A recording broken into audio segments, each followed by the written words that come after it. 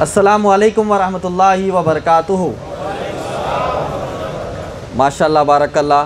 اللہ تعالیٰ آپ تمام کو جزائے خیر دے، اللہ تعالیٰ آپ کی محنت کو قبول کرے۔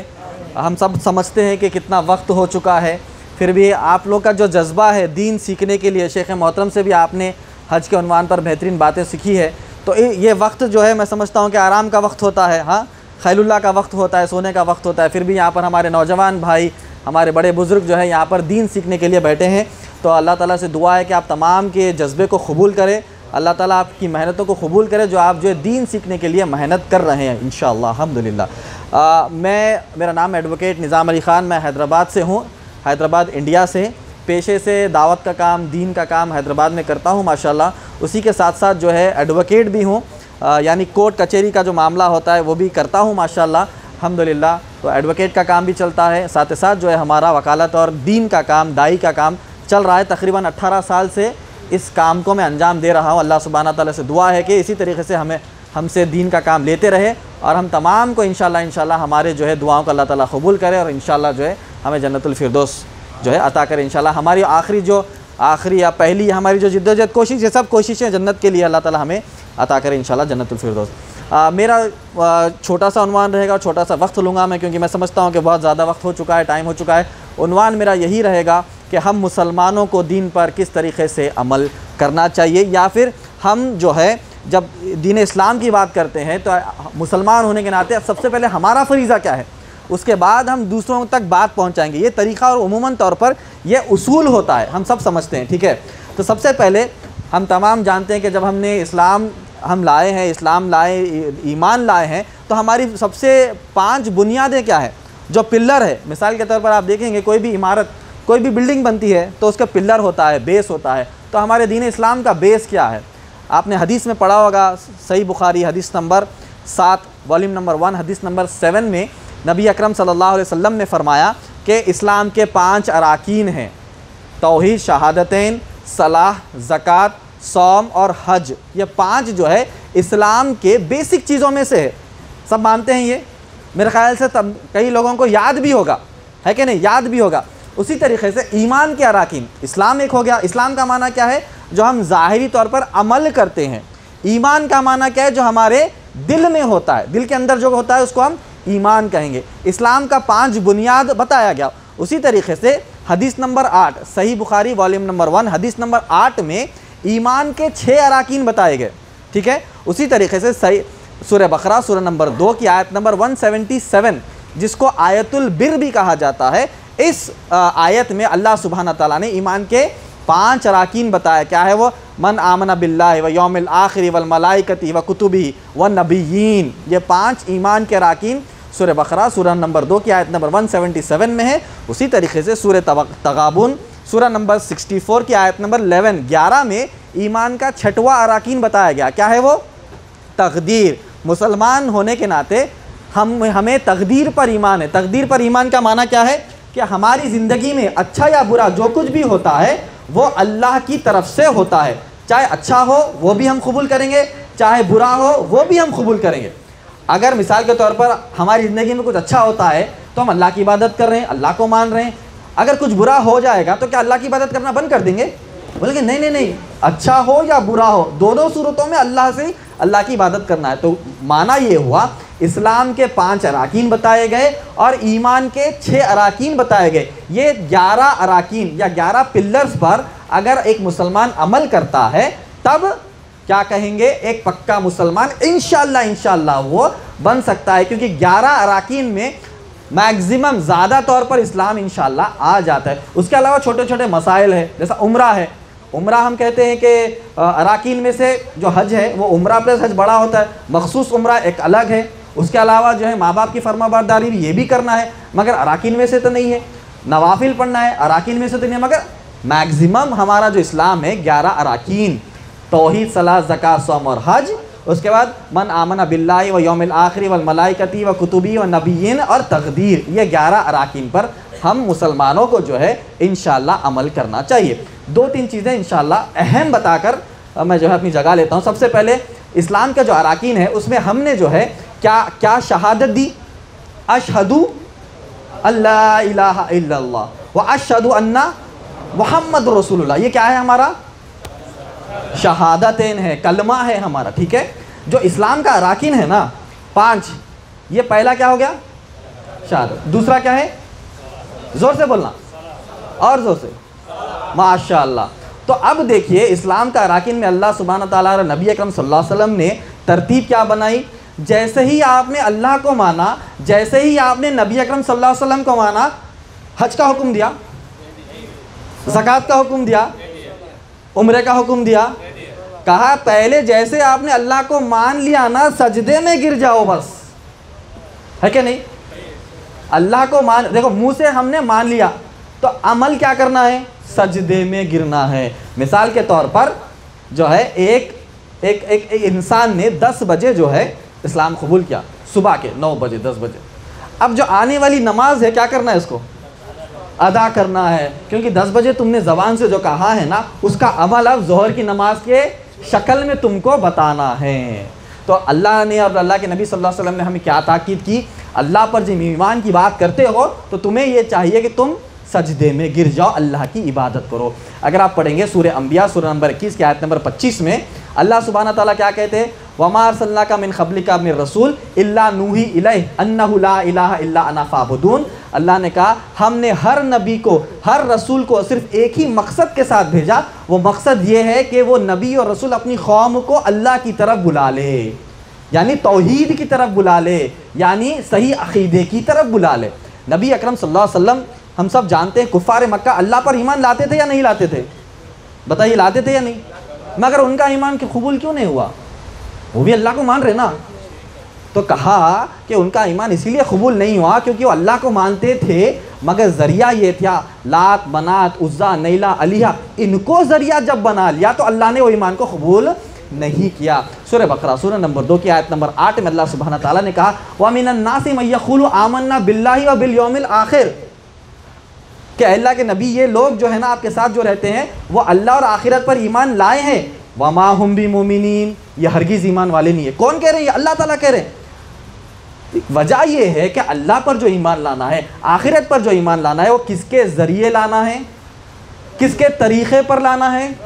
رسول اللہ صلی اللہ علیہ وسلم کے طریقے پر لانا ہے۔ اگر اللہ پر ایمان لائیں گے عیسیٰ کے طریقے پر تو قبول ہوگا، موسیٰ کے طریقے پر قبول ہوگا، آدم کے طریقے پر قبول ہوگا، یونس کے طریقے پر قبول ہوگا، ادریس کے طریقے پر قبول ہوگا، عیسیٰ علیہ السلام کے طریقے پر قبول ہوگا، عیسیٰ علیہ السلام کے طریقے پر نہیں ہوگا۔ کہا کہ نبی اکرم صلی اللہ علیہ وسلم، اگلی بار جب عیسیٰ علیہ السلام آنے والے ہیں نا تبھی بھی ان کو جو اسلام لانا ہے وہ بھی نبی اکرم صلی اللہ علیہ وسلم کے طریقے پر لانا ہے۔ تو اس میں ہم کو کیا نصیحت ملی کہ نبی اکرم صلی اللہ علیہ وسلم نے جو عقیدے میں بگاڑ تھے، شرک تھا، کفر تھا، بدعتیں تھی، خرافاتیں تھی جو انسانوں میں کفار مکہ میں، اس کو نکال کر پھینکنے کا کام نبی اکرم صلی اللہ علیہ وسلم کا تھا۔ مگر افسوس کے ساتھ ہم دیکھتے ہیں جیسا آپ کا ملک ہے، ہمارا ملک ہے، یہ بر صغیر کا جو ملک ہے نا اس میں ہم مسلمانوں نے ہزاروں کروڑوں قسم کے جو ہے نا بدعتیں شامل کر لیے، ہزاروں کروڑوں قسم کے شرک شامل کر لیے۔ تو گویا کہ مشرکین مکہ اور ہمارے میں کیا فرق رہ گیا؟ وہ انہوں نے ٹھہرے ہوئے بت لات، منات، عزا، نیلا، علیہ کو اپنا الہ مان لیا اور ہم لیٹے ہوئے کو اپنا ولی اور بابا مان رہے ہیں۔ ان کا عقیدہ ہمارا عقیدے میں کچھ فرق نہیں ہے گیا۔ تو ہم مسلمانوں کو یہی سمجھنا چاہیے کہ ہمارا صحیح عقیدہ ہو، اور صحیح عقیدہ تبھی ہوگا تب ہم قرآن اور حدیث پڑھنے کی انشاءاللہ کوشش کریں گے انشاءاللہ۔ اسی کے ساتھ ساتھ ہم تمام سب لوگ یہاں پر جتنے بھی موجود ہیں سب لوگ کامیاب ہونا چاہتے ہیں؟ ہاتھ اٹھائیے۔ کامیاب ہونا چاہ رہے سب؟ انشاءاللہ۔ دین اور دنیا میں سب کامیاب ہونا چاہ رہے؟ کسی کو کامیاب نہیں ہونا ہے؟ ہاتھ اٹھائیے۔ ماشاءاللہ، سب نے ہاتھ نیچے رکھ دیا، سب کو کامیاب ہونا ہے۔ چلیے ماشاءاللہ۔ تو جو کامیابی کا جو طریقہ ہے نا وہ کامیابی کا طریقہ اللہ نے بتایا، ہر طریقہ۔ دین اسلام کا نام کیا ہے؟ دین اسلام زندگی گزارنے کا طریقہ ہے۔ بچہ پیدا ہونے سے لے کر وہی انسان خبر میں جانے تک کیا کیا کرنا ہے، ہر چیز نبی صلی اللہ علیہ وسلم اور اللہ سبحانہ تعالیٰ نبی صلی اللہ علیہ وسلم نے ہم کو لکھ کر دیا ہے۔ بچہ پیدا ہوتا ہے اس کا اچھے سے نام رکھو، اس کو جو ہے تہنیک کرو، اس کو اچھے سے لپٹو، اس کو اگر چاہے تو تم اذان بھی دے سکتے ہو، اس کا بہترین عبد الرحمن یا عبداللہ یا عبد الرحمن یا عبد الرحیم نام رکھو، اس کا حقیقہ کرو، صحیح ہے۔ جب وہ مر جاتا ہے تو بولا گیا کہ اس کی جنازے کی نماز پڑھو، اس کو کفنانا ہے، اس کو دفنانا ہے، کس طریقے سے اس کو قبر تک لے جانا ہے، ہر چیز تعلیم دی گئی ہے۔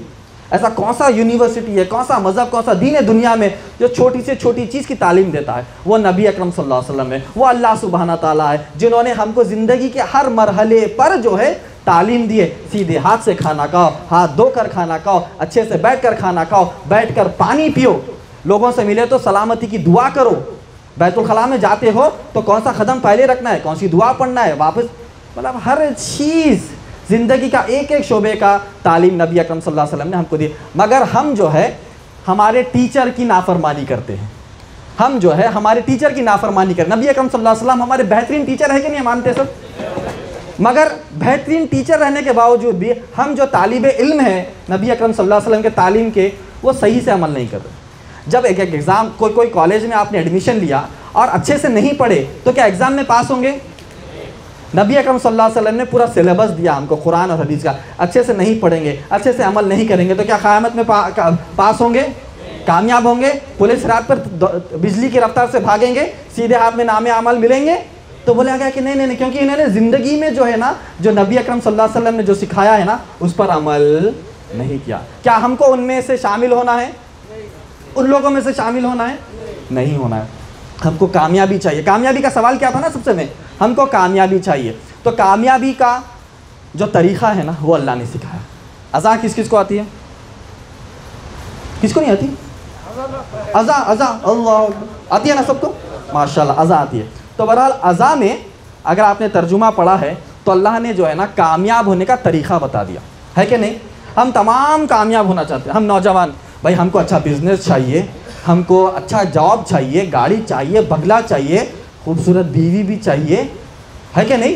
دعا کر رہے نا، مگر جو طریقہ ہے نا وہ اللہ نے جو طریقہ بتایا نا اس پر عمل نہیں کر رہے۔ ہم سمجھتے ہیں کہ پہلے ہم کو کامیابی اللہ نے ہم کو دے دیا تب ہم اللہ کی طرف پلٹیں گے، وہ کبھی پلٹیں گے نہیں، داڑھی سفید بھی ہو جائے گی، منہ پر جھلیاں بھی آ جائے گی، خبر میں بھی چل جائے گی، وہ دن پلٹنے کا نہیں آئے گا۔ تو اللہ نے جو ہے جو اذان ہم پڑھتے ہیں نا، جو اذان ہم دیتے ہیں نا، اللہ سبحانہ تعالیٰ نے اذان میں بتا دیا، کیا کہا؟ حی علی الصلاۃ، حی علی الصلاۃ، حی علی الفلاح، حی علی الفلاح۔ طریقہ کیا ہے؟ پہلے صلاح بعد میں فلاح۔ تو ہم مسلمانوں نے کیا کیا؟ نہیں، پہلے فلاح بعد میں صلاح۔ تو اللہ نے جو کہا وہ چلے گا یا ہم نے جو کہا وہ چلے گا؟ تو پوری دنیا کامیابی کے لیے کیا کر رہی؟ بھائی فلاح کے لیے پیچھے بھاگ رہی۔ ارے بھائی میرا بزنس ڈیلنگ ہے، اگر میں بزنس ڈیلنگ میں 2 گھنٹہ بیٹھ جاؤں گا تو مجھے یہ بزنس کا جو ہے نا ڈیل مل جائے گا۔ ظہر جاری، عصر جاری، مغرب جاری، بیٹھے کس کے لیے ہیں؟ فلاح کے لیے۔ نماز کو ترک کر کے بزنس ڈیلنگ کے لیے بیٹھے۔